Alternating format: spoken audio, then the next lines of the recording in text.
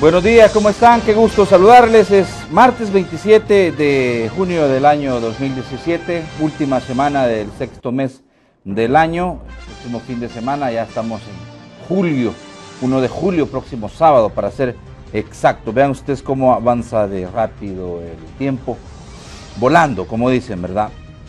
Fíjense que, en conclusión, junio se perfila a convertirse como el mes más violento del año. Son más de 318 según decía, si no me falla el cálculo, según decía ayer el director de la Policía Nacional Civil, 318 crímenes para un promedio diario de 11 muertes violentas.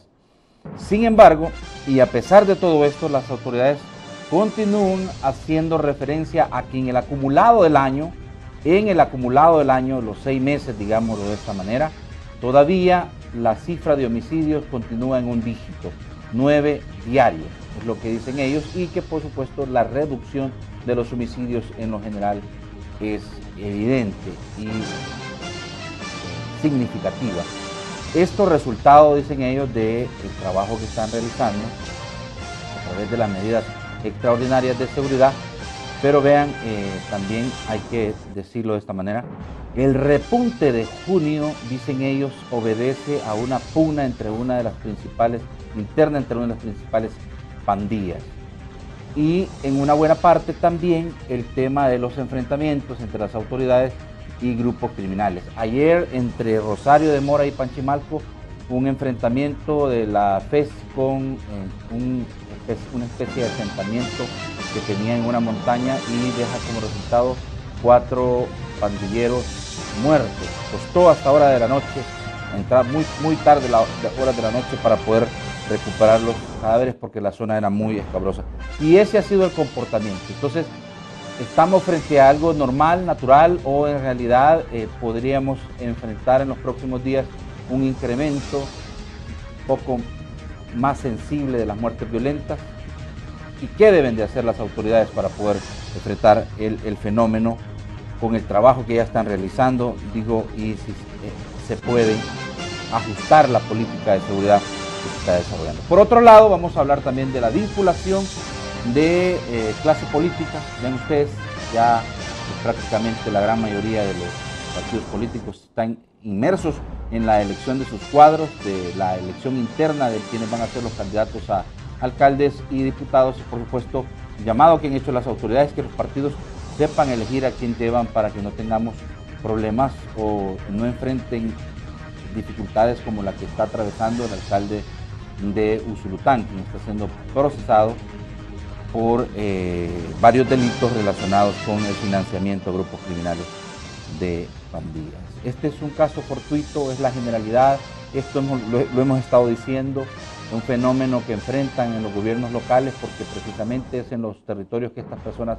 dominan, en donde tienen que día a día enfrentarse. Pero de eso a pues tener una relación, un pacto, como han dicho, ocurrió en Usulután, pues hay muchísima tela que cortar. Los dos temas planteados en la mesa para que usted, por favor, me acompañe. Usted me conoce, yo soy Josué Natambakis. En martes 27 de junio del año 2017, completamente en vivo, desde los estudios de TVO Canal 23 en la capital salvadoreña. Arrancamos. Desde los estudios de Televisión Oriental en San Salvador, esto es Hablemos Claro. Comenzamos.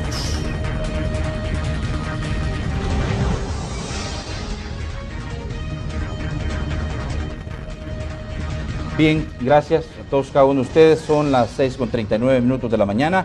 Quiero dar la más cordial de las bienvenidas a el licenciado Astor Escalante, abogado de la República y ex fiscal general. Fuiste por un tiempo, ¿verdad, Astor, teniendo la peña mientras terminaba el proceso de elección en aquel momento, ¿verdad? Bueno, fui fiscal general adjunto.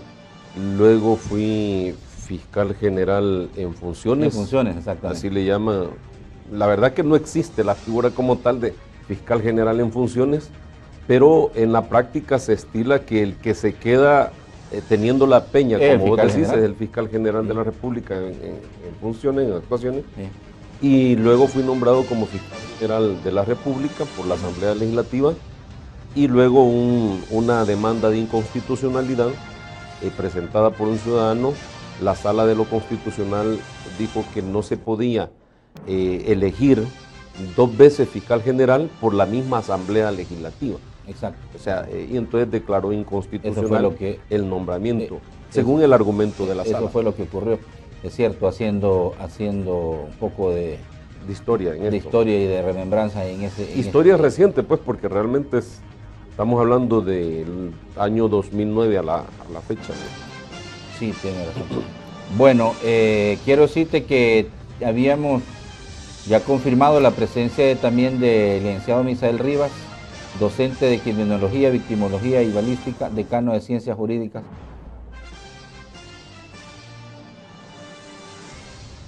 Ajá. Como que se enfermó en las últimas horas, me dicen. Entonces, bueno, vamos a aprovechar el tiempo para poder platicar de tantas cosas, ¿verdad?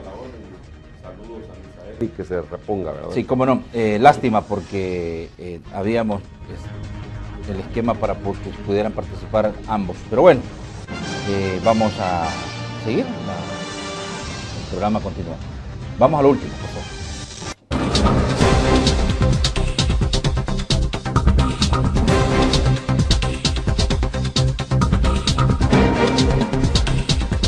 Estamos viendo en pantalla son imágenes de las lluvias de las últimas horas, inundaciones. Fíjense ustedes, digo, no es tan significativa la cantidad de lluvia que ha caído en la ciudad en las últimas horas, pero eso es lo que ha provocado y bueno, vamos a ver el invierno cómo plantea en cuanto a si estamos o no preparados, porque yo digo de que la mayor dificultad va a ser el tema de las alcantarillas. La ciudad de San Salvador, con poca, media, una hora quizás de una buena tormenta, termina así. Esto fue lo que ocurrió anoche. Imágenes de la 49, Salvador del Mundo, con inundaciones. Que por lo general, esto fue anoche exactamente. Tormenta de como de una hora quizás nada más. Imagínense ustedes cómo terminaron las calles. Y esto es el resultado de esto también, derrumbes. ¿Este derrumbe es dónde? Carretera Comalapa.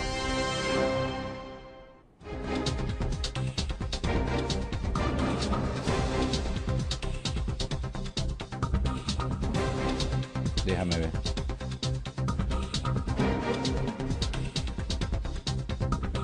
Kilómetro 17 de la carretera de Oro es, exactamente, kilómetro 17 de la carretera de Oro, y tenga cuidado si circula por esa zona porque todavía las autoridades a esta hora de la mañana están trabajando en retirar ese montón de piedras que sucumbieron, resultado también digo de lo anegado que está el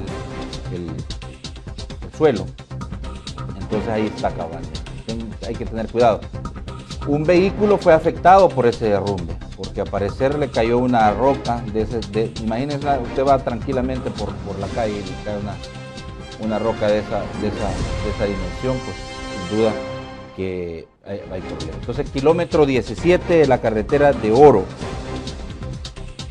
eso fue, y todavía a esta hora de la mañana es una camioneta la que se vio afectada con el derrumbe. Aparentemente no le cayó las rocas encima, sino que no vio el conductor y se fue a estrellar con las rocas que ya estaban en la carretera. A esta hora todavía continúan las autoridades trabajando para limpiar la zona. Kilómetro 17 de la carretera de Oro. Hay que tener cuidado, por favor.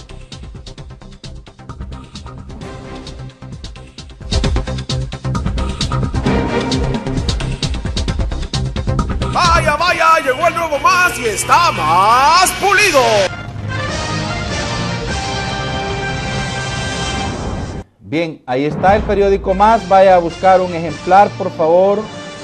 En Panchimalco, lo que ustedes ya ven es lo que yo les explicaba en la introducción. Los 4 pandilleros que fueron abatidos por las autoridades. Esto fue en entre Rosario de Mora y Panchimalco. Santa Ana igual, en las últimas horas ha sido blanco de violencia y criminalidad. Fue asesinada una pareja a balazos en la colonia El Trébol, más los 4 que ayer tarde noche todavía estaban trabajando las autoridades en recuperar estos cadáveres. Lourdes Colón, matazón, niño de 14 años iba a una recarga de cel, pero lo sorprenden a tiros. Sí, imagínense ustedes, 14 años de este niño que está ahí en la pantalla y que viene en la portada del periódico. La imagen puede resultar grotesca, pero fíjense ustedes que no podemos ocultar esta realidad y es lo que está ocurriendo. ¿Para dónde más? Bueno, esta es la portada del periódico Más y recoge todos los hechos de violencia en las últimas horas. Panchimalco,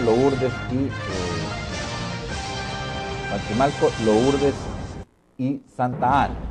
Usulután, seguirán presos. Alcalde, bueno, es el tema que vamos a analizar más adelante. Alcalde, sí, acusados de formar parte de un grupo de exterminio, continuarán jalados. Ah, no, este entonces es otro caso, ¿verdad? Bueno, ahí está la portada del periódico. Vaya, por favor.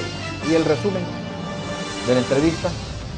Vean ustedes, reformas sobre el uso del carril izquierdo. De eso hablamos ayer y también del examen psicológico y pues de la situación de las motocicletas, que la gran mayoría anda con motos pero no anda la indumentaria correcta y además andan sin la documentación que les permite poder manejar este tipo de vehículos. Hoy ya hay una reforma que está siendo planteada para que por medio de las cámaras de seguridad puedan ser utilizadas para poder multar, como se hace en otros países. Vaya y busque el resumen de la entrevista Hablemos Claro en las páginas interiores del periódico. Gracias. ¡Hasta mañana, pues! El nuevo más de tu lado.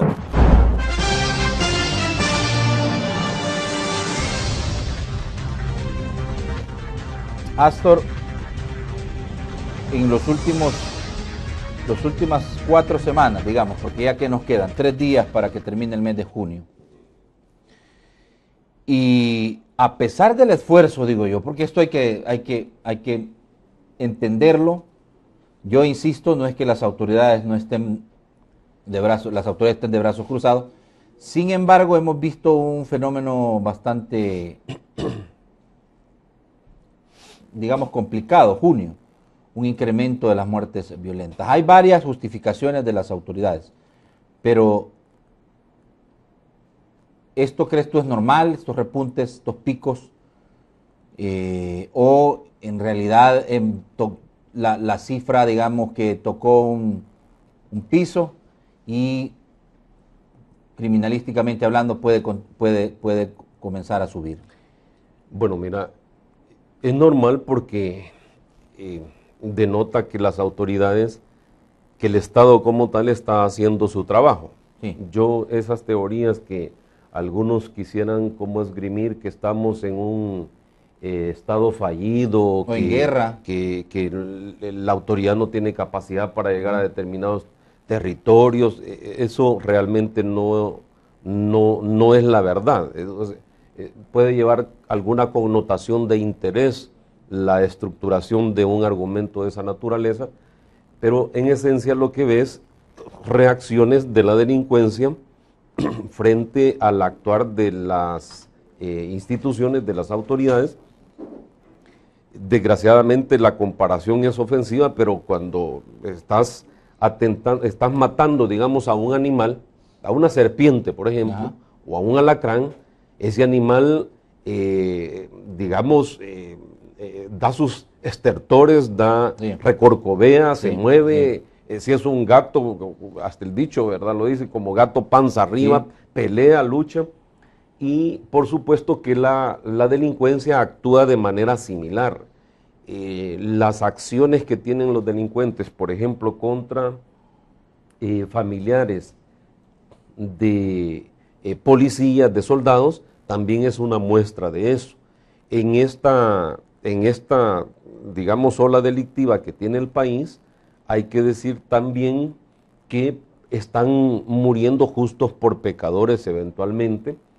Las instituciones están haciendo un esfuerzo de combate, hay enfrentamientos permanentes y esto lo que denota es que el problema es un problema grave y cuando se le pregunta a una persona que tiene la oportunidad de tener un micrófono o una oportunidad que lo entrevista a un profesional como tu persona, Sí. Uno a veces como que quisiera ponerse como en una posición de sabelotodo, ¿verdad? Sí. Y decirle, no, pues la policía tiene que hacer esto, la fiscalía tiene que hacer esto, los jueces tienen que hacer esto. Realmente no es así, ¿verdad? Es decir, de repente vos podés dar algunas luces o algunos comentarios, pero quienes ejecutan la política de seguridad son las instituciones, son las autoridades, y lo que tu servidor puede mencionar es que observa que hay un esfuerzo permanente en la ejecución de esa política de seguridad. Hay instancias que están trabajando, hay algunos sectores dentro del país que cuestionan o critican el actuar de las autoridades ante esa ejecución de una política de seguridad, pero hay otros sectores que por lo menos comprenden y evalúan en forma objetiva el esfuerzo que se está haciendo. Vaya, pero fíjate que es importante porque hay quienes consideran, y yo veo que tú no lo ves de esa manera, hay quienes consideran que la política, como la ha vendido, la ha anunciado el gobierno, la política en contra del crimen, en contra de la violencia, ha sido un fracaso. Y es por eso que estamos viendo estos repuntes de muertes violentas. Yo lo que creo, y tú no lo ves de esa manera. No, yo lo que creo que el problema es bastante grande. Veo un problema delictivo que este gobierno y el anterior gobierno no lo agrava, sino que es un problema que se viene agravando con el recorrer del tiempo. Pero hay cifras objetivas que te empiezan a pintar la historia delictiva del país de manera diferente. Vos has tenido acá en algunos espacios, en algunos momentos, a criminólogos expertos que te han hecho presentaciones con estadísticas en mano, y yo lo que te voy a mencionar en este momento es que venimos de 2 dígitos en el tema de los homicidios. Sí. Había sumado de 20 hacia arriba un tiempo, 24, 25 homicidios, y ahora el esfuerzo de contención, el esfuerzo policial, militar, el esfuerzo fiscal, judicial, lleva a que los homicidios ya se están manejando con un dígito.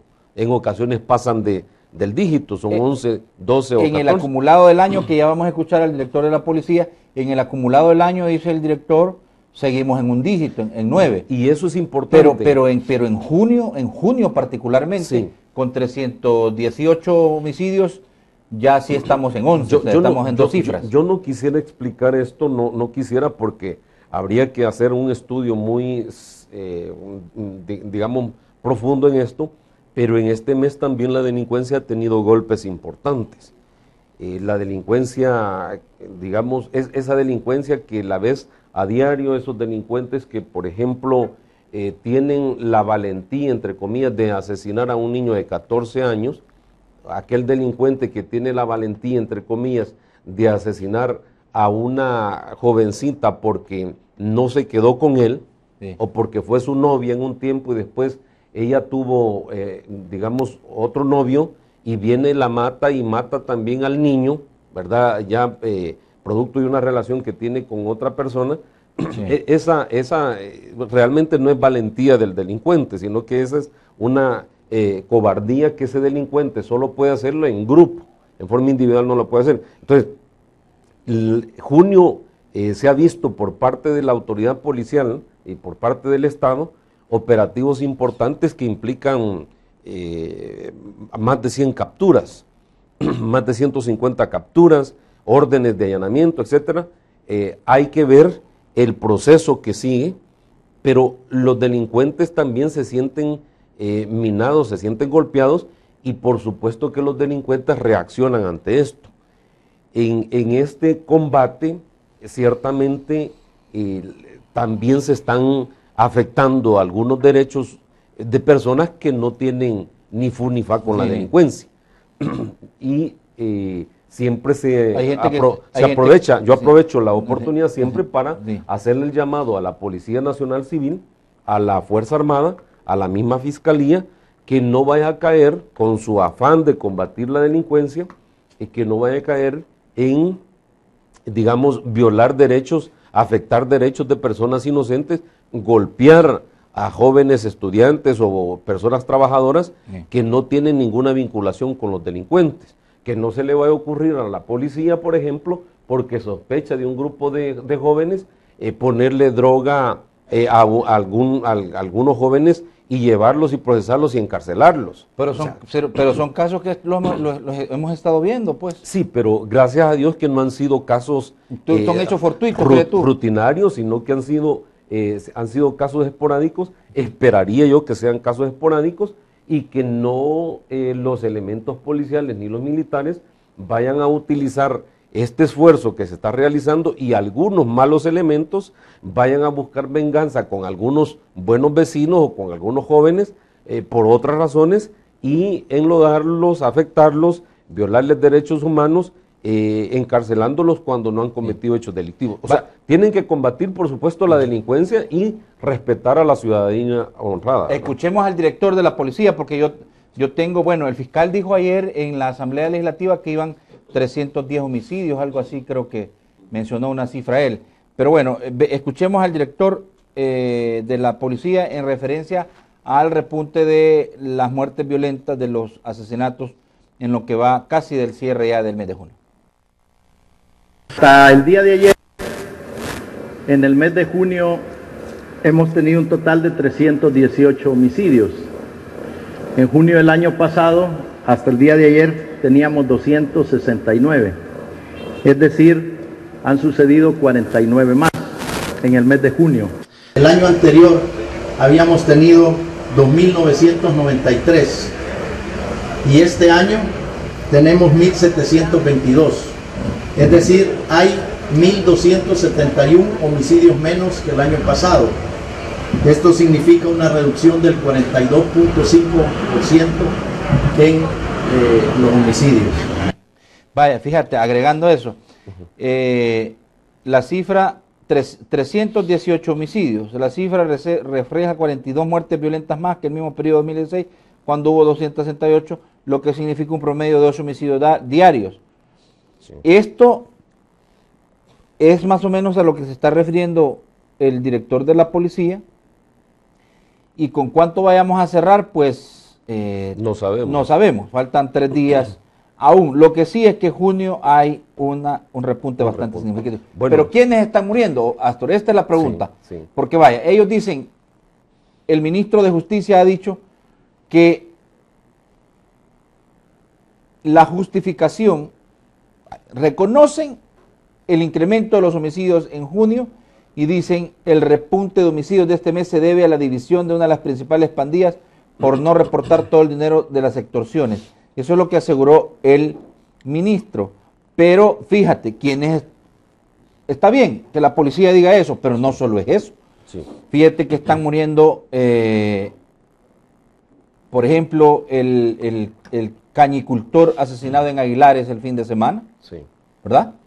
O sea, en este tipo, lo que tú estás diciendo también sobre el tema de otras personas profesionales, agricultores, empleados del transporte, pasajeros y familiares de policía, están entre los 310 homicidios que reportan las autoridades en lo que va de junio. Es decir, no solo son pandilleros que han sido abatidos. Es claro.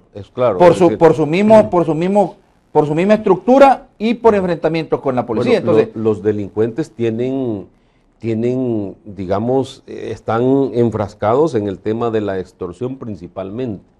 O sea, el delito de extorsión es el instrumento delictivo que sustenta la operatividad de las maras o pandillas, y no solo de ellos. Probablemente otros grupos delictivos, ¿verdad?, se puedan hacer pasar como mareros, como pandilleros, y entonces utilizan la extorsión como el sustento para la operatividad delictiva, para contratar abogados, para, digamos, vivir la vida loca en burdeles o en la droga o en el licor, lo que sea, y el mecanismo de presión que tienen los delincuentes para la extorsión es la amenaza. La amenaza y para demostrar que realmente les tienen que cumplir, entonces en ocasiones matan a las víctimas de extorsión. Bueno, el reto que tenemos como país es ese. Aquí lo que está claro, Josué, es que aquí en este podio vos podés traer a cualquier persona, a personas que hablen bonito, a personas que te traigan un libro escrito con letras de oro, sobre una política de seguridad, sobre una política pública. Puedes traer a los sectores del Estado o de gobierno, te van a dar su perspectiva, vas a traer a la oposición y de repente alguien te puede dar fórmulas de cómo hacer esto o cuestionar lo que están haciendo las autoridades, pero la solución para esto no es eso. La solución es continuemos fortaleciendo un plan nacional de seguridad donde participemos todos, ¿verdad? Muy buen punto. Y donde, imagínate, por ejemplo, cuando vos ves algunos actores políticos que se desgañitan, ¿verdad? Y dicen en la crítica, que no sirve la política de seguridad, que el Consejo de Seguridad es un fracaso estructurado por el gobierno, hay gente que no sabe hacer nada, está filósofo y lo pone en esa perspectiva.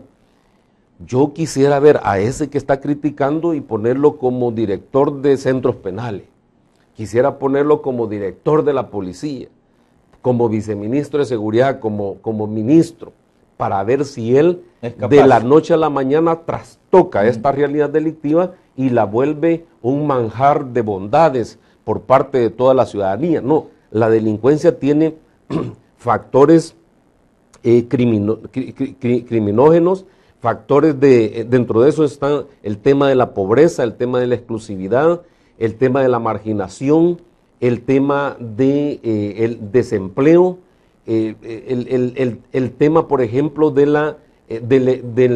la corrupción comercial que también se da, donde de repente algunos malos empresarios no tienen otro afán que hacer fortuna y no les importa y vienen y se ponen de acuerdo, por ejemplo, en el precio de la harina y te sacan millones y millones de dólares a la ciudadanía cuando va a comprar la harina, cuando se hace el pan y toda la cosa, y ellos están felices porque se han puesto de acuerdo en ese monopolio y le están robando eso a la población. Eso también es corrupción. Entonces, la delincuencia también tiene todos esos factores.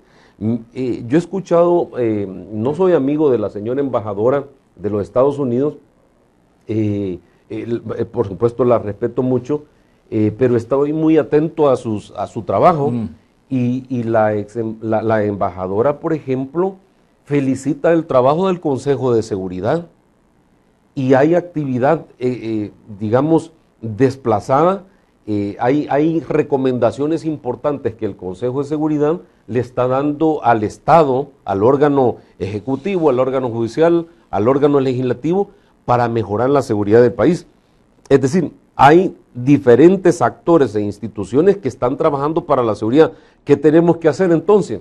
Hombre, los sectores políticos más importantes, los partidos políticos más importantes, FMLN y Arena, que se pongan de acuerdo, porque si se logran poner de acuerdo estos dos partidos políticos, yo creo y tengo la esperanza que los financistas de estos dos partidos políticos también les digan, hombre, miren, nosotros les contribuimos a ustedes en las campañas, hagan ese plan y nosotros como financistas les vamos a apoyar. Sí. Ahora, yo quiero preguntarte, esperaría una respuesta muy sincera de tu parte. ¿Tú crees que los avances que se han tenido en estos 3 años de gobierno en materia de la política de seguridad ha sido un avance en donde el gobierno de manera muy particular y en solitario lo ha logrado? Porque no ha tenido el apoyo y el respaldo de otros sectores sensibles del país. No. Yo creo que el gobierno tiene apoyos. Te lo voy a plantear de esta manera. Ajá. Por ejemplo, es cierto que la tarea más grande, el esfuerzo más grande lo tiene el gobierno, porque evidentemente el gobierno tiene que tenerlo. Pero ha tenido apoyos legislativos de conjunto. Sí, las medidas extraordinarias. Pero en el caso de la empresa privada, lo que has tenido es más crítica. En el caso de la empresa privada, yo creo que hay que clasificar la voluntad de la empresa privada. Hay voluntad de la empresa privada que es sincera y hay otra voluntad de la empresa privada que es hipócrita. Hay sectores de la empresa privada que comprenden la necesidad de ayudarle al gobierno a combatir la delincuencia porque entienden que combatiendo la delincuencia se mejora el clima de seguridad del país y entonces eso mejora producción, empleo y más utilidades también para esos sectores. Hay sectores que lo piensan así, pero hay otros sectores, normalmente algunos voceros de entidades privadas, gremiales, que tienen también intereses marcadamente ideológico-políticos, bueno, algunos de hecho han querido ser candidatos presidenciales y la historia política del país no les ha dado ese placer. Expresidentes de la Asociación Nacional de la Empresa Privada han querido ser, por lo menos más de alguno ha querido ser candidato presidencial, no lo ha logrado. Recientemente... Hoy tal parece que la historia va a ser muy diferente. No, pues, porque ya hoy tenés a Javier Simán, que puede ser el presidente de una de las principales gremiales del país, y si no es Simán, pues va a ser Calleja. O probablemente vaya como uno como candidato presidencial y el otro como candidato a la vicepresidencia, o sea, no sé. Pero puede ser. Eso que te denota que en sus argumentos, en sus discursos, también el cuestionamiento al Estado, al gobierno, no es exactamente sincero, sino que lleva un componente de interés. O sea, yo preparo un discurso, voy a decir lo que está malo de que está haciendo el gobierno, porque también tengo el interés de desplazar a esta administración gubernamental para que yo logre llegar desgastarla, dices tú, ¿verdad? Hay de eso en la empresa privada. Entonces hay que clasificar la empresa privada. Ahora, hay un punto que es importante, porque vaya, mira, si lo que la gente o la ciudadanía esperaría es que un poco de sinceridad de parte de las autoridades sobre el fenómeno y qué es lo que está ocurriendo, ¿verdad? Sí. Porque digo, fácil es decir que el repunte de los homicidios obedece a que una de las principales pandillas tiene una disputa interna y por eso ha ordenado la muerte de quienes la conforman. Bueno, pero en la realidad la gente estaría viviendo otra cosa, es decir, pero eso no estás siendo del todo sincero cuando argumentás o cuando justificás por qué el repunte de homicidios en el mes de junio. Bueno, yo creo que las autoridades tienen que ser muy sinceras, tienen que ser transparentes, muy honestas en la información, pero eso, en mi opinión, es fácil de deducirlo. Es decir, si una autoridad de gobierno te dice, mire, este es por una pugna interna que tienen estos delincuentes porque unos le estaban robando al ladrón, ¿verdad? El tema de las extorsiones, y por eso se están matando, lo comprobás yendo allí al terreno y viendo si esos muertos realmente son pandilleros o delincuentes. Eso es fácil detectarlo. También es fácil detectar que pueden estar muriendo, lo que tú decías al principio, personas trabajadoras, profesionales, agricultores, empleados del transporte, pasajeros y familiares de policías. Ya explicamos que es ¿Qué cantidad, por ejemplo, que es lo que no sabemos? Y es lo que yo digo, bueno, eso es lo más, más sencillo de hacer, ¿cuántos son pandilleros? Tienen que explicar ¿Cuántos son pandilleros? ¿Cuántos son policías, familiares de policías? ¿Cuántos son profesionales? ¿Cuántos son empresarios? ¿Cuántos son empleados del transporte? ¿Cuántos son pasajeros?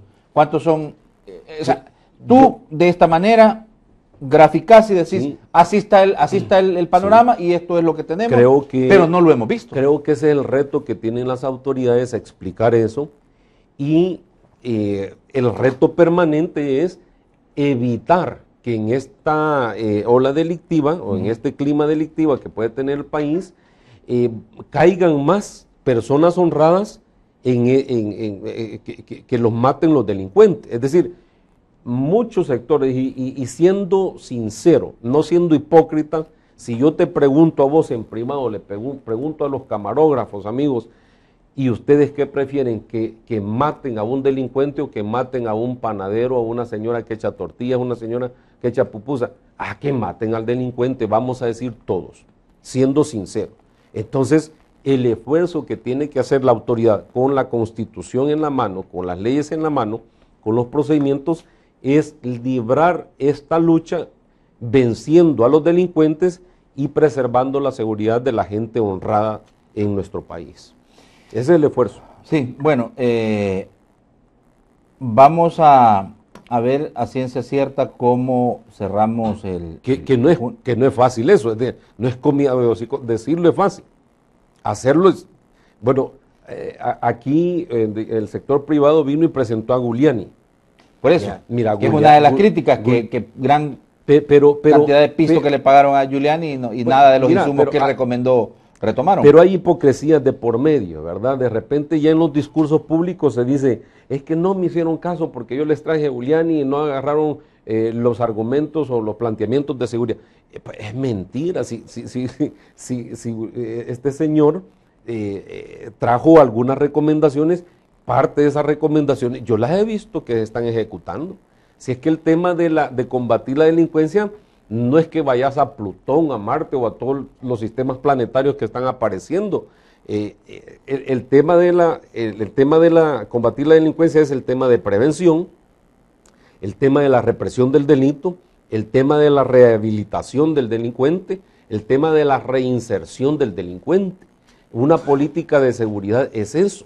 Pero hacerlo no es fácil. Los dos principales problemas, Astor, de los gobiernos, de los últimos dos gobiernos, uno encabezado por Mauricio Funes y el otro por los 3 años que lleva el profesor Salvador Sánchez. Podemos poner también otros 2 de arena para que equilibremos la cosa. Pongamos te voy a hablar del tiempo en que yo estuve. Ese tú estuviste. Yo entré en el gobierno del expresidente Tony Saca. En el año 2005 yo fui director general de centros penales. Habían 12.500 internos en ese momento. Cifra que se ha duplicado. Ahora tenés... Casi 25.000. Exactamente. Entonces, ¿qué significa eso? Realmente significa que hay una operatividad del policía, del militar, del fiscal, del juez, en combatir la delincuencia. Y esos delincuentes los han llevado a la cárcel, están en la cárcel. Que dentro del sistema penitenciario se te genera otro problema, porque lo es, el hacinamiento, la fragilidad del sistema de seguridad penitenciaria, etcétera, tenés que encontrarle solución, pero significa que el Estado está trabajando, está operando en eso, y te significa, José, que el problema es grande, es grave, y que no es un problema de una administración gubernamental, no es un problema de un partido político, es de todos los salvadoreños. Si venimos y empezamos a hacer el análisis retrospectivo, yo debo ser sincero que esta administración gubernamental le ha entregado mayores recursos al sistema penitenciario. Pero ha tenido más dinero también. Por supuesto, le ha entregado... El reclamo que hacen, que hacen algunos sectores. Le ha entregado mayores recursos a la seguridad del país, a la Policía Nacional Civil. Los otros sectores de repente te dicen, mire, ha tenido bastantes recursos y no resuelve el problema. Bueno, vamos a esperar a que lleguen estos otros sectores a administrar la cosa pública y el problema va a continuar. Porque aquí no es que alguien que te venga a hablar bonito es el más cachimón para combatir la delincuencia. No hay fórmulas mágicas. Además, aquí la fórmula mágica es que nos unamos como país y combatamos a los delincuentes. Allá donde pululan más delincuentes, si hay marginalidad económica, si no hay agua potable, si no hay energía eléctrica, si por ejemplo hay familias que con $1 están manteniendo a 3, 4, 5 hijos, si hay 3, 4, 5 niños que se quedan solos en una cajita de cartón porque la mamá y el papá van a trabajar a cachimbearse a la maquila de 6 a 6 de la... O sea, esas son realidades. ¿Y quién te está dando instrucción a estos 3, 4, 5 niños? ¿Quién los está cuidando que no los vaya a venir a violar el vecino o el delincuente que anda por ahí? ¿Quién le está dando esa seguridad a esta gente? O sea, esas son realidades que tiene el país. Y entonces, ahorita que vienen ya candidatos y que te empiezan a hablar cosas bonitas y que van a recorrer el país y toda la cosa, entonces decirle, no, mire, no es necesario que recorra el país, si eso ya lo sabemos, dígame, ¿cómo resolverle esa crisis a esa familia pobre? Bueno, pero el señor Simán, que es el que ya ha anunciado que va a recorrer todo el país, es lo que dice va a ir a conocer en todo el territorio las necesidades de la gente. Bueno, mira, hay quienes le critican porque dicen que no hay necesidad de recorrer el país para saber a dónde le aprieta el zapato a la gente. El tema de recorrer el país es importante para los políticos porque van a conquistar el voto, ¿ya? Y es importante para ellos tener voto porque el voto los puede colocar en un puesto público, en alcalde, diputado, presidente de la República. Por eso es importante. Debería ser importante para realmente conocer esas necesidades y que no solo llegues a conocer, sino que le lleves las soluciones.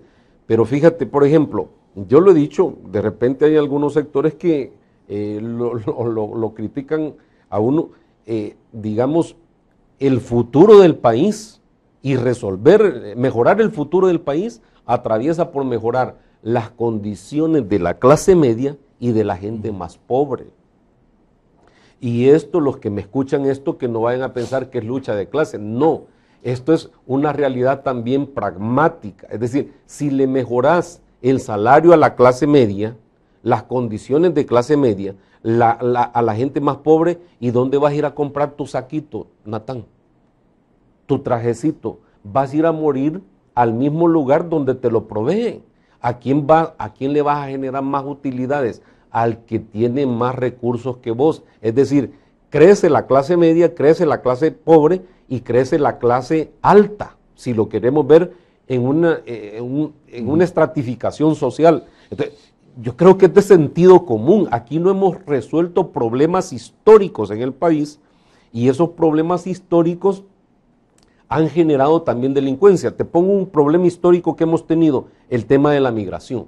La gente se va a los Estados Unidos o a cualquier otra parte del mundo, no solo por el problema de la delincuencia, se va por el problema también de la pobreza económica. Sí. Bueno, ¿y vos crees que algunos sectores productivos y comerciales del país no les conviene que hayan más hermanos salvadoreños allá echando riata de sol a sol y trayendo la remesa porque sus familias que están acá van a consumir esos dolaritos? No ha existido así con una contundencia, una fusión entre el sector privado y el sector público. Ahí yo quisiera ver, por ejemplo, una fusión público-privada, de la empresa privada y el sector público diciendo, ok, aquí tenemos el plan para que las remesas que mandan nuestros hermanos salvadoreños no solo se vaya al consumo, sino que esta gente de clase media, la gente pobre que recibe esas remesas, empiece con emprendedurismo, empiece a reproducir ese dinero y no solo lo lleve a las plazas comerciales, a los restaurantes, a gastarse.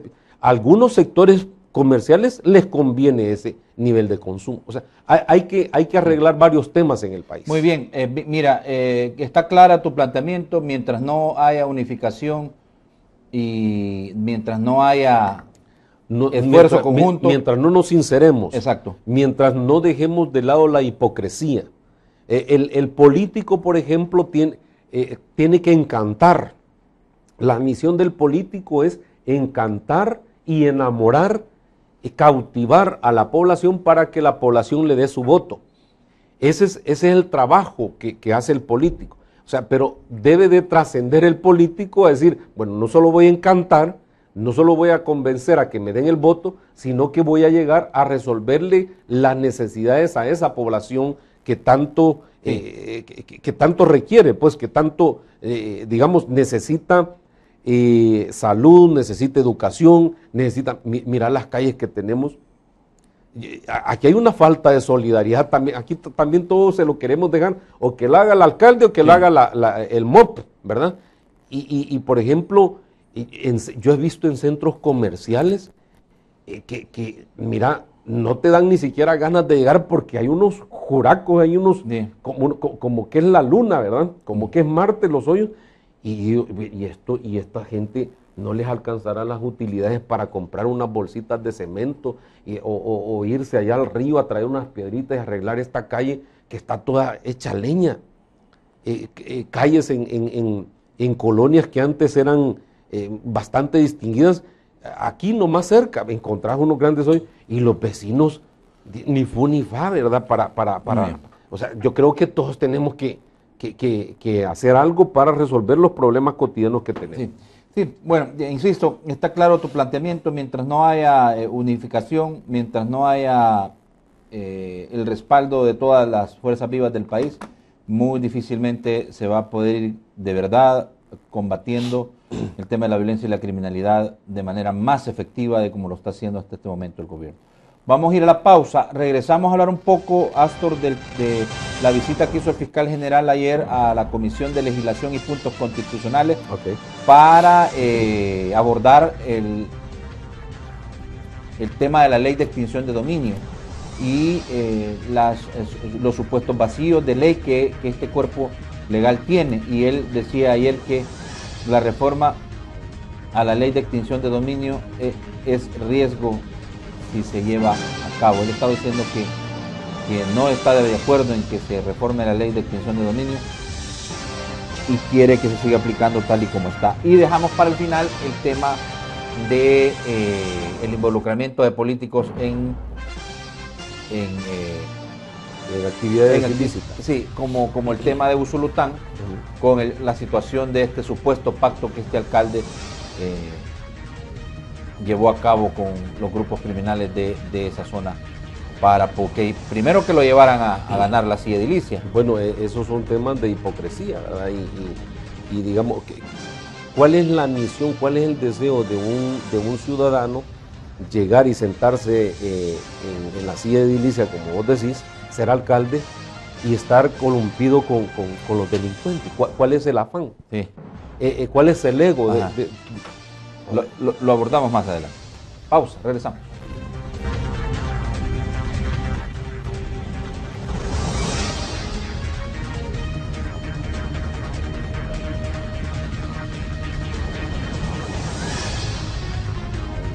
Vaya, vaya, llegó el nuevo más y está más pulido. Ahí va Juan Calles, bien arreglado, desde temprano, más de tu lado. Más de tu lado te trae la divierta. Más de tu lado con la cosa que es cierta. Más de tu lado para hacer las tareas. Con más noticias contadas en 2 patadas. Más consejos para salir de aguas. Chambres más calientes. Y la diversión que más te llega. Hasta mañana, pues. El nuevo más de tu lado.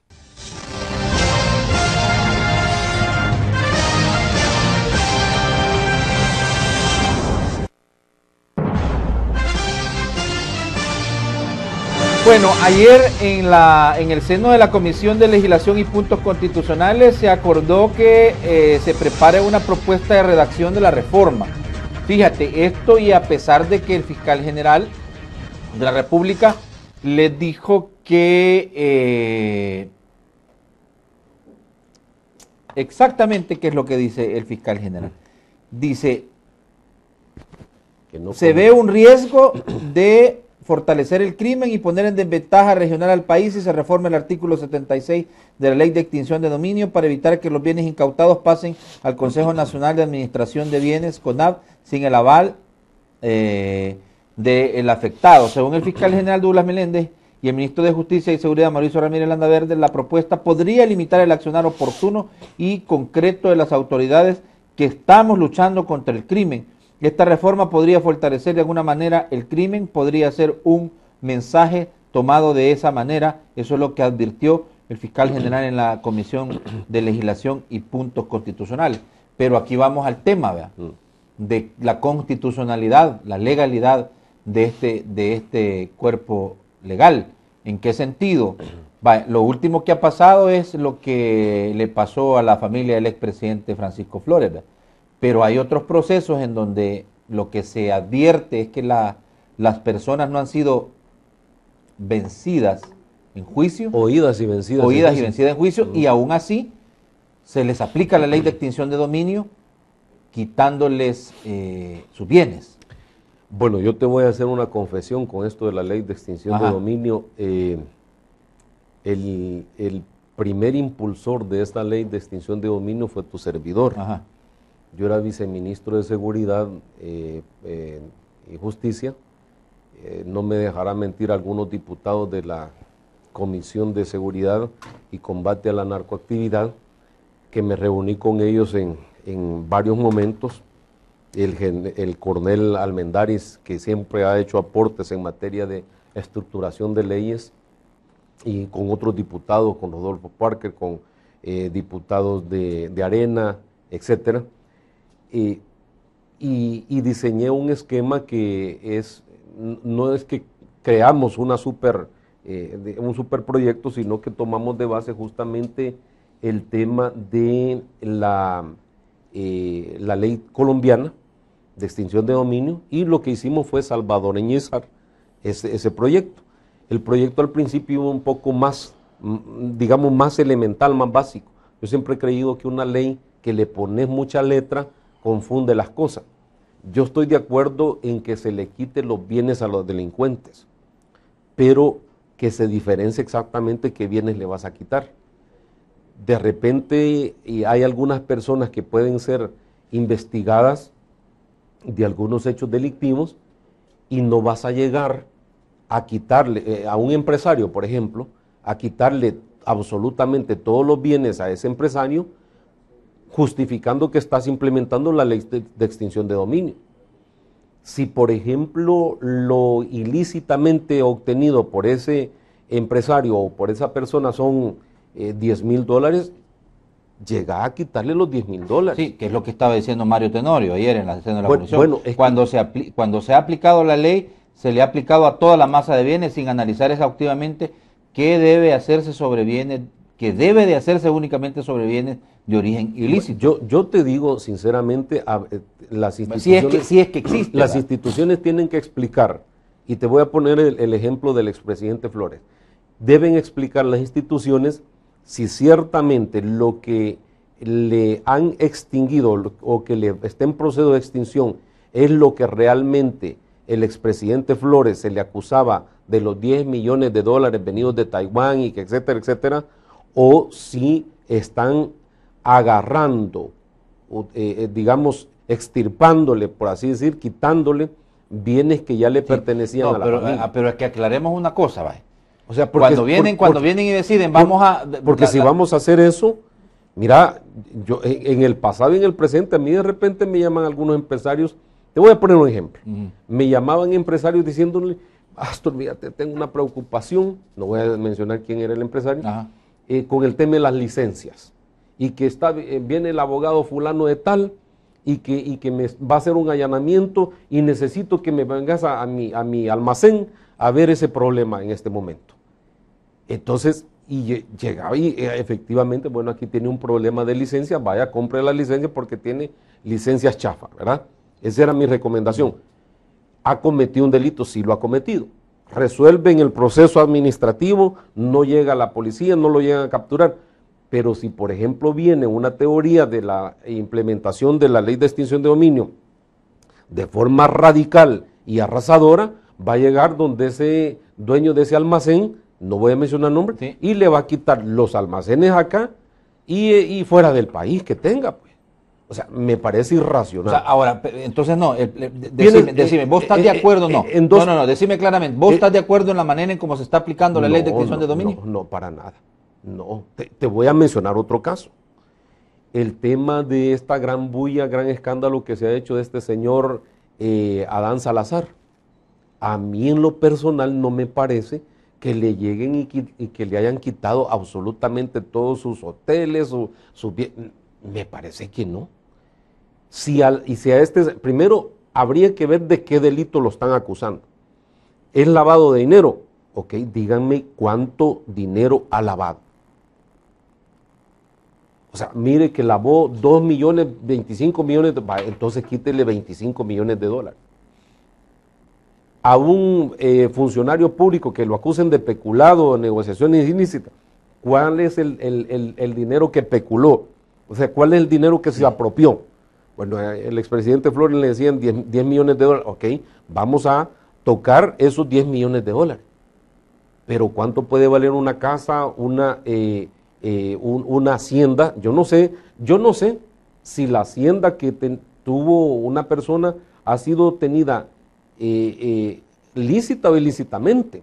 Lo que sí está claro es que hay bienes que ha tenido la persona que no corresponden, no tienen cohesión, no tienen correspondencia con el hecho delictivo. En el caso de Francisco Flores, el mismo fiscal general de la República dijo de que lo que habían visto es que es cierto que esas haciendas tenían décadas, quizás hasta siglos de estar en manos de esa familia, pero que vieron que después de finalizado el periodo presidencial comenzaron a tener algún tipo de productividad esas haciendas. Entonces, por ejemplo, que a tener animales, a tener... El mismo fiscal lo dijo. No, pues entonces tenés que hacer una contabilidad. Ya, te lo voy a plantear en forma clara. Por ejemplo, aquí en el país a nosotros Hacienda controla más clase media para abajo. O sea, los que menos posibilidades tenemos de eludir y evadir el fisco somos los asalariados, los obreros, los campesinos, los que pagamos el IVA, etcétera. De clase media hacia arriba, no estoy diciendo que lo hagan, pero tienen más posibilidades de evadir el fisco. Bueno, si yo le debo al fisco $6,000, ¿cómo va a venir el fisco a quitarme $10,000? Te voy a decir una cosa que de seguro... Entonces la ley sí tiene un vacío. Tiene errores. Y yo, cuando hice la confesión, lo que debo aclarar es que preparé un anteproyecto que al final lo hicieron sardina en la Asamblea Legislativa, y le pusieron más cosas de aquellas que se pensaron en un principio. Fíjate qué es lo que... Y requiere reformas esa ley. Sí, pero bueno... Para que lo acoples a la Constitución de la República. Casos muy particulares y que llaman poderosamente la atención. Por ejemplo, el caso del diputado Reinaldo Cardosa, que es absuelto en el proceso judicial civil. Es ilógico. Y le aplican, un par de días después le aplican la ley de extinción de dominio. Allí hay otra... Que él mismo dijo que ni los calzoncillos le habían dado sacar. Bueno, a mí me han comentado casos, ¿verdad? Esperaría yo que el trabajo que está haciendo la Fiscalía sea un trabajo acorde a la Constitución de la República. Yo te quiero decir, yo fui fiscal de campo, pues, o sea, vos me conociste en los tribunales como fiscal adscrito específico y esas cosas. Y uno tiene el afán de luchar contra la criminalidad, pero en ese afán tiene que tener el tino de observar y cumplir la Constitución de la República. A mí no me cabe la menor duda que la unidad especializada de extinción de dominio de la Fiscalía deberá estar haciendo reflexiones al respecto. Y el fiscal general de la República, aunque en principio no puede estar de acuerdo en que se hagan reformas, pero yo lo invitaría realmente a él, al señor ministro, a evaluar efectivamente, objetivamente, qué es lo que está haciendo la ley. Si a mí me acusan, por ejemplo, que he extorsionado a un empresario por $10,000, $20,000, y entonces me van a llegar a quitar mi carro, mi casa, mi cama, mis muebles, y me dicen, es que le estamos aplicando la ley de extinción. Todo. No, hombre, Por lo que hemos visto es que es todo. No es correcto. Todo. Escuchemos, por favor, qué es lo que dijeron los diputados. Entonces, por ejemplo, los que han evadido el fisco ya no tuvieran negocios en el país. Vamos a ver lo que dijo el fiscal, el ministro y los diputados. Nosotros lo que estamos haciendo es aplicarla tal cual está, ¿verdad? Y ustedes lo han dicho acá. Si la ley, como se dice acá, le faltan algunos principios de la proporcionalidad, la retroactividad, la imprescriptibilidad, digamos, eso pues a lo mejor vale la pena revisarlo, pero nosotros estamos aplicando la ley tal cual fue emitida en su momento. Es más, yo quiero hacer la aclaración que esta ley entró en vigencia ya a finales del año, creo si no me equivoco, noviembre de 2013, ¿verdad? Y esta ley casi estaba inactiva. Se estima que los bienes de procedencia o destinación ilícita, por su misma naturaleza, con más razón deben cautelarse. La cautela es solo una medida precautoria que no lesiona derechos, siempre que se asegure que la medida cautelar esté fundada de fuertes y suficientes indicios. Es cierto que cuando a alguien cautelarmente le quitan un bien, suponiendo una casa, automáticamente se cautela el bien y la persona que está siendo investigada, que a ese momento ni siquiera prueba de descargo ha presentado, el CONAV le cobra un arrendamiento por vivir en su casa. Yo pago un arrendamiento por vivir en mi casa. En el momento en el que ni siquiera he sido, se me ha permitido presentar prueba de descargo en el proceso. Nadie puede ser privado, y privado es restringido, naturaleza sancionatoria, de la posesión sin ser oído y vencido de correspondencia con el debido proceso. Creo yo que ese es un primer error que cometimos, de someter a la opinión de ustedes una redacción de un artículo que precisamente se le pidió. Ni siquiera lo hizo ni el FMLN, ni Gana, ni Arena, lo hizo la parte técnica de la Asamblea. Se le pidió al apoderado de la Asamblea y al gerente legislativo de la Asamblea que nos presentara una redacción. Hago esa aclaración porque si no, de repente se comienzan a hacer afirmaciones de que los diputados y diputadas, al menos en el caso del FMLN, no es así. Estamos con la intención de quitarle dientes a la ley. Eso no es cierto, eso es falso. ¿Qué dijo el fiscal? Dice, vamos a tener que pedir permiso al satánico, dijo. Van a tener que pedir permiso al imputado sobre si está de acuerdo en que se le inicie extinción de sus bienes. La preocupación de los fiscales es que van a tener que ir a pedirle al satánico dirigente de la MS, tener que pedirle permiso si está de acuerdo que nosotros vayamos a proceder en contra de sus bienes, y él va a decir que no. La ley de extinción de dominio hay que verla que va dirigida para una persona, para un sector, criticó según la propuesta que estudian los diputados. Es decir, ahí lo que está diciendo él es que no tienen por qué ir a pedirle permiso a nadie para ir a aplicarle la ley de extinción de dominio. Sí, realmente depende cómo se deje la reforma, pero muy bien lo que plantea el fiscal general, que dice, él está aplicando la ley tal cual está, tal cual se redactó, pero los diputados dicen, cometimos el error, y el mismo fiscal general dice que está bien que se revisen los principios de proporcionalidad, el principio de retroactividad, entre otros principios. El principio de seguridad, por ejemplo. O sea, algunos abogados han dicho que la ley de extinción de dominio es inconstitucional. Yo creo que tiene disposiciones que van contra la Constitución también. Y entonces lo que tiene que hacer la Asamblea Legislativa es arreglar eso, simple y sencillamente, porque está bien que tenemos el afán, la necesidad de combatir a los delincuentes, quitarle los bienes a los delincuentes, pero quitémosle los bienes a los delincuentes cuando van, digamos, cuando se ha demostrado que esos bienes provienen de actividades ilícitas. Vos podés tener un delincuente que la mamá le heredó algunos bienes, o la abuela, o no sé quién, y eso ya porque es delincuente y está cometiendo hechos delictivos, también le vas a quitar la herencia. No es constitucional. Hay que ver el final de la redacción de cómo va a quedar el tema de la reforma que pretenden hacer. Parece ser que los diputados están convencidos, Arena, Gana, FMLN están convencidos, y PCN también están convencidos de que hay que llevar a cabo la reforma por las supuestas arbitrariedades que se están cometiendo en la aplicación de la ley de extinción de dominio. Y está quebrando, puede estar quebrando a algunos empresarios que de repente, digamos, se les coloca el mote que son delincuentes y ya te los acabaste. Entonces no solo les das la muerte civil porque le pones ese mote delincuente, sino que arrasas con sus negocios. Muy bien. No puede ser. Bueno, un último tema antes de irme a la segunda pausa, Astor, es la situación de el alcalde de Usulután y la posibilidad de que más alcaldes puedan estar, porque ya lo dijo el ministro, que más alcaldes puedan estar en una misma situación. No podría ser el único caso, porque pues lo que está a la base es el hecho de que Miguel Ángel Jaime habría hecho un pacto con pandilleros de la Mara de Salvatrucha para entregarles dinero o puesto en mercado a cambio que votaran por él. Y no solo eso, ¿verdad? Sino que como ya no les pudo dar puestos en el mercado, ni les pudo dar plazas en la alcaldía, lo que les comenzó a entregar fueron dinero en efectivo, ¿verdad? Bueno, eso tiene que combatirse. Aquí los candidatos a alcaldes, candidatos a diputados y candidatos a presidentes, pues van a tener y tienen el problema de qué lugares del territorio de la República van a visitar.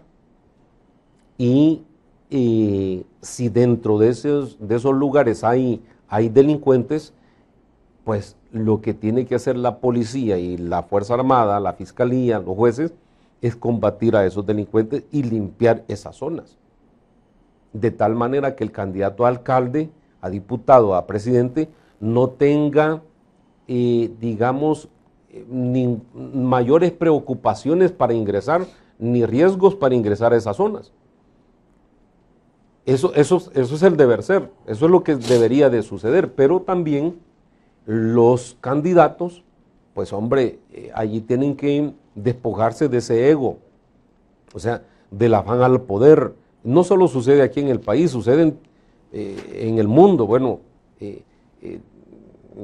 son feas las comparaciones, pues, pero, por ejemplo, si vos ves la historia de la democracia estadounidense, está coludida de unas cantidades de compras de votos históricamente impresionante. Pero aquí el tema es que vos hagas un pacto con los delincuentes siendo un funcionario, un servidor público. Eso es completamente ilegal. Y si este alcalde, otros candidatos a alcaldes se han sentado con grupos delictivos y les han ofrecido ministerios, les han ofrecido hasta nombres, se les ha dado en algunas oportunidades que les parece Facundo Guardado como ministro de Seguridad, o se menciona algunos ministros que han tenido conversaciones con pandilleros, eso se debe de erradicar en el país y se debe combatir. Y si este alcalde de Usulután u otros alcaldes cometieron hechos delictivos, la Fiscalía tiene que decir, el hecho delictivo que cometió fue agrupaciones ilícitas, o no sé, aquí están las pruebas, presentarlo a los tribunales y que los tribunales definan la situación jurídica de esta gente. Sí, bueno, voy a preguntarte algo de manera clara, porque fíjate, si hablamos de videos y si hablamos de pruebas, porque en contra de Miguel Ángel Jaime, alcalde de Usulután, lo que tienen es un video en donde supuestamente él está pactando ahí con los grupos criminales de la zona. En la grabación que data de febrero del 2016, se ve a jefes de la MS reunidos con el alcalde y el administrador de los mercados. El funcionario les dice que a cambio de votos les entrega $2,000 mensuales provenientes de los impuestos. Bueno, pero tú estás diciendo algo que es bien particular y me llama mucho, poderosamente la atención, y es el hecho de que desde tu punto de vista, casos como el del alcalde, pues inclusive se pudieron haber visto hasta orillados a tener que pactar con esta gente porque son una realidad en su municipio. Sí, pero depende también los principios que pueda tener ese candidato. O sea, por eso te decía, ¿cuál es el afán de llegar a esa silla edilicia? ¿Cuál es el afán? ¿Cuál es el objetivo de ser diputado? ¿Cuál es el objetivo de ser presidente? De repente los partidos políticos se te acercan y te van a decir, bueno, te pueden decir, mira José, querés ser candidato a alcalde, a diputado, hemos visto que tenés una imagen, que esto, que lo otro, que has tenido algunos tropiezos, algunas cuestiones que te han cuestionado, pero tenés unos seguidores y te pueden ofrecer una diputación. Y entonces vos vas y haces campaña política y vas a las colonias, a los mercados y de repente te encontrás con algunos delincuentes y les decís, voten por mí y yo les voy a dar esto. O sea, ¿cuál es tu objetivo de ser diputado? Vos llevas un objetivo perverso para ser diputado o para ser alcalde. El candidato que se compromete con delincuentes, en mi opinión, es un delincuente. Y tiene que ser sancionado como tal. ¿A cualquier nivel? A todos los niveles. Entonces, como vos me dijiste que hay que ser claro, eso es lo que... No, lo que pasa es que como tú ves videos, tú mismo has mencionado los videos que han salido a la luz de a mí eso me parece de otras personas reunidas con y no ha pasado nada. Me parece reprochable. Yo te voy a decir una cosa, realmente en el país existe una pugna permanente entre derecha y izquierda. La derecha está peleando ahorita para volver a la cosa pública, administrar la cosa pública. A mí no me cabe la menor duda que hay sectores en el país que se han enriquecido de la cosa pública. Si solo te mencionara, por ejemplo, un filón de la cosa pública, un filón que yo lo vi, lo conocí de cerca, que es, por ejemplo, la superintendencia de electricidad y telecomunicaciones, sí. Ahí hay sectores que se han enriquecido en el país de ese licenciamiento de la frecuencia. Pero no vamos a tocar el tema porque no está. Pero solo te pongo ese ejemplo. Sí. ¿Ah? Entonces, y por eso es la lucha, la pugna de algunas entidades, de algunos gremios, de algunos partidos políticos, de querer meterse en las juntas de gobierno determinadas autónomas. Allí tienes, por ejemplo, una especie de lucha que se está iniciando en que hay miembros del Partido Arena y de otros sectores de interés económico que quieren estar en la junta de gobierno de ANDA y que quieren que la ley de aguas y que estemos nosotros también. Mira, no nos demos garabato. O sea, las personas que llegan a las juntas de gobierno llevan una representación de un interés específico. No es la majada, no es la colectividad, no es el pueblo, no es la gente. Hay un interés específico. Y yo te lo podría demostrar. Y te lo puedo comentar. Por ejemplo, de repente vos tenés en la junta directiva de CIGET un representante de la empresa privada, que es el director de asuntos económicos de la empresa privada, allí en la junta directiva de ANEP. Y de repente cuando hay algún conflicto de interés, pues la ANEP, ASDER y otros gremios salen cuestionando lo que un funcionario ha hecho. A mí me pasó. Y de tu servidor dijeron que había hecho acciones irregulares, acciones ilícitas, y no lo había dijo, favorecido a ciertos... Y no lo dijo un fiscal, no lo dijo un juez. Dios quiera que no lo digan. Dios quiera que no los convenzan y que lo vayan a decir. Porque yo actué con la Constitución y con las leyes en la mano. Entonces, ¿por qué existe ese tipo de reacciones? Por los asuntos de interés económico. Entonces, el agua, que es un recurso público, debe de servir para la población y, en mi opinión, lo debe de administrar el Estado, y ningún particular con interés económico debe estar sentado en esas juntas de gobierno, dicho sea de paso. Muy bien. Vamos a la segunda pausa comercial y regresamos con llamados telefónicos y a leer los comentarios en redes sociales.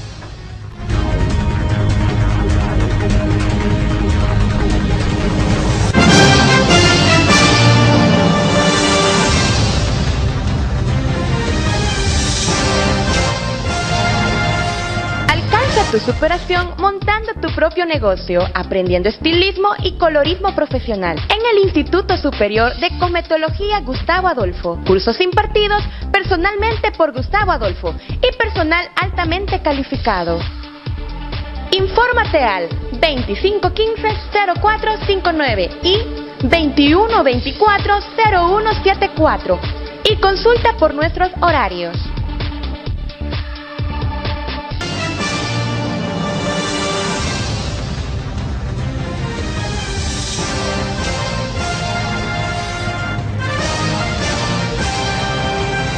Bueno, vamos al teléfono, llamados telefónicos en el segmento de Opinión Ciudadana, 22630023 y 22649179, sobre la plática y los temas que hemos abordado, más bien dicho, con Astor Escalante.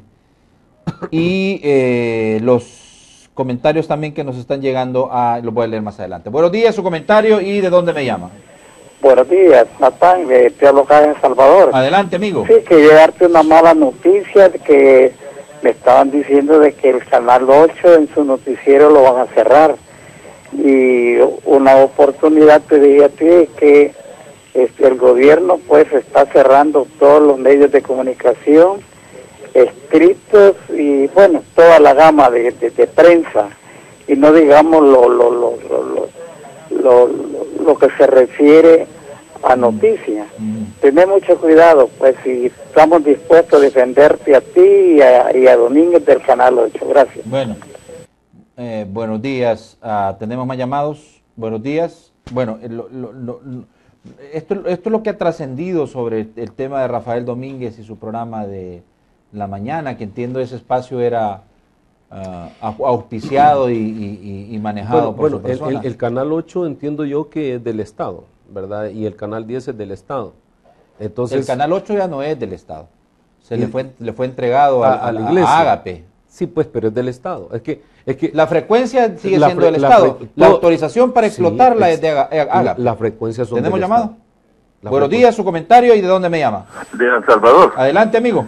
Mire, yo quería hacer una pregunta ahí al licenciado. Ajá. Porque él habla de que la empresa privada quiere mandar, por ejemplo, a ANDA, a CEL, tener controlado cómo se está manejando el dinero internamente. Ajá.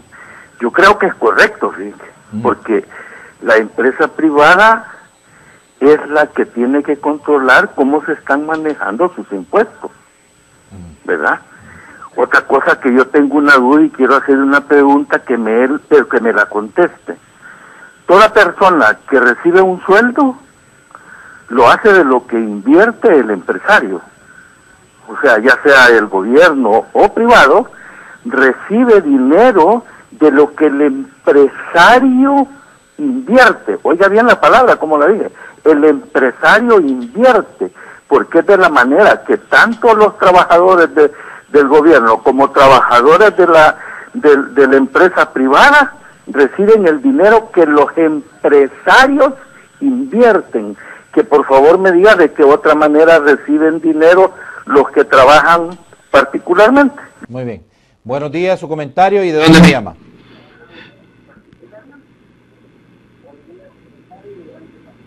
Buenos días, Natán, de acá de Usulután. Adelante, amigo. Natán. Adelante. Pues fíjate que yo veo, y un saludo al señor Astor Escalante ahí, pero yo veo una cuestión que le estaba escuchando a él que manifestaba hacia el gobierno que todo está bien, que se está manejando bien las cosas y que aquí el asunto de lo que es el cuidado de lo que es las autoridades está bien, y viera cómo estamos de jodidos por esta zona, que directamente aquí vos vieras lo que no se sabe, pues lo que nunca se sabe y lo que nunca llega a luz por lo que es la televisión, Natán.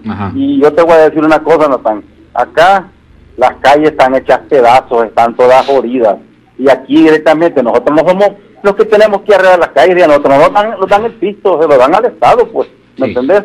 ¿Verdad? Muy bien. Y ese es todo mi comentario, Gracias, Natán. cómo no, claro. Buenos días, su comentario y de dónde me llama. Sí, una pregunta nomás quería hacerle ahí al licenciado. ¿De dónde llama? De Santana. Adelante. Como dijo el ministro de Seguridad ante señor Munguía Payés, que las tiendas de los penales les daban $2,000 y que eso siempre ha sido así. ¿Cuánto le daban a este señor Escalante cuando fue director de los penales? Gracias.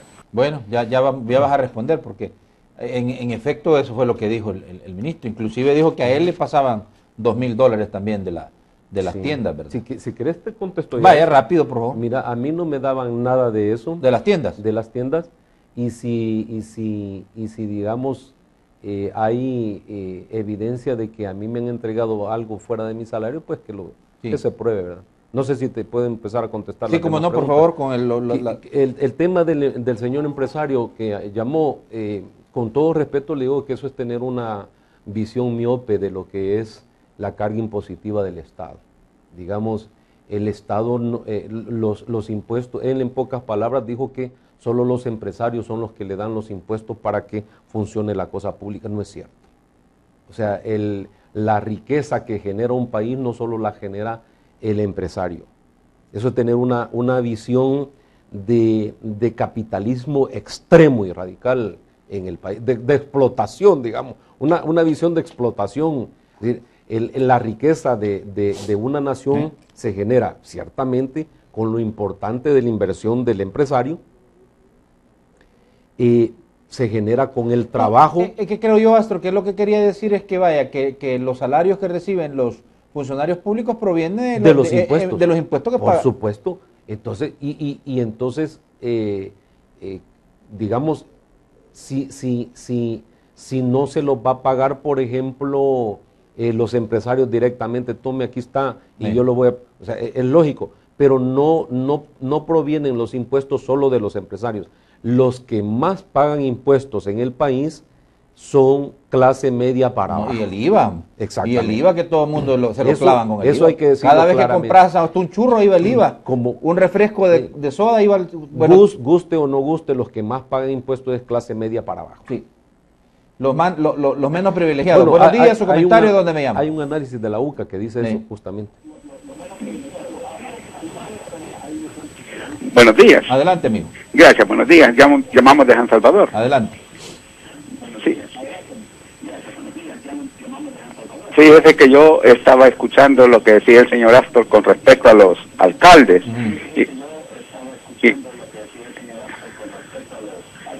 Fíjese que yo creo que la fiscalía no se debería de quedar corta, ¿verdad? Quien sea el alcalde del partido que sea, deberían de tomar cartas en el asunto, y si han hecho lo mismo que este señor Biosulután, todos esos deberían de estar a donde tienen que estar, ¿verdad? Porque realmente eso es hasta pena da el aceptar que los que le están haciendo daño al país y a nuestra población tengan que estar recibiendo dinero de los impuestos de las diferentes alcaldías. Muy bien. Y con respecto a lo que él estaba mencionando, que nunca recibió un 5 de las tiendas, realmente eso también es asqueroso, porque desgraciadamente aquí el gobierno, y tengo que decírselo, le cubre las espaldas a las personas que a veces tal vez no han sido condenados, pero hay muchas cosas que se están viendo claros que han estado haciendo mal uso de eso. Buenos días. Buenos días, su comentario, y ¿de dónde me llama? Bien, buenos días, le estoy llamando de la Unión. Adelante, amigo, adelante. Un gusto saludar. Mire, estaba viendo el programa ahí y me parece el tema bien interesante. Primero, con relación a las investigaciones que hace la Fiscalía, me parece que se ha excedido el fiscal y al mismo tiempo pienso y siento, ¿verdad?, que está actuando con doble moral al investigar solamente casos de la derecha y esconder, ¿verdad?, o engavetar casos relacionados de corrupción con funcionarios del partido del FMLN, como Sigfredo Reyes, el expresidente también del FMLN, Mauricio Funes. Y aparte de eso, con respecto al tema de la extinción de dominio, creo de que los candidatos en estas elecciones deberían de pedirle, ¿verdad?, un detalle de cuál es su patrimonio, para que vaya un poco relacionado con ese tema de la extinción de dominio, que al final no salgan con excesos de bienes, adjudicando como que ellos vienen que han tenido todo ese ingreso anteriormente, pero no es así. Así es que felicitar ahí a Sol Escalante también por sus comentarios ahí, son bien interesantes. Gracias, muy amable. Buenos días, su comentario, y ¿de dónde me llama? Buenos días. Adelante. Sí, quería hacer una ampliación y una aclaración al ilustre señor Astor. Acuérdense de que aquí existe empresa privada y empresa pública. La empresa pública vive de la empresa privada. Empresa privada es desde el que vende un gacho con un canasto en el mercado hasta los grandes industriales. Y en cuanto anda, señor Astor, pues cuando usted habla de Estado, se trata del pueblo entero. El agua pertenece a todos. Que lo administre la empresa privada, pues yo creo que no le pueden quitar el derecho de controlar sus impuestos. Gracias. Muy bien.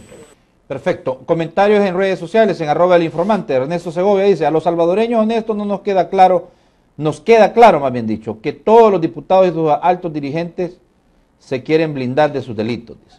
Salvador Nelson García: ayer se discutió si el mar tiene agua. Dice. El fiscal general es el primero obligado al control difuso de la Constitución, dice. En el tema de la ley de extinción de dominio está hablando él. Maceli: es cierto, Natán, lo que dijo el doctor Nasser. Rafa Domínguez anunció el fin de semana que su programa, el fin de su programa, y eso es mordaza gubernamental, ¿o qué? Pregunta. Ernesto Segovia: es momento de darle un cambio a nuestro país, ya que quienes están en el gobierno se ven cansados, fuera de rumbo. y nos manda una foto con una yunta de bueyes. Bueno, Astro, conclusiones. Bueno, lo que dice el doctor Nelson García tiene mucho sentido. O sea, los funcionarios también pueden aplicar no es que puedan aplicar la Constitución, están obligados a aplicar la Constitución.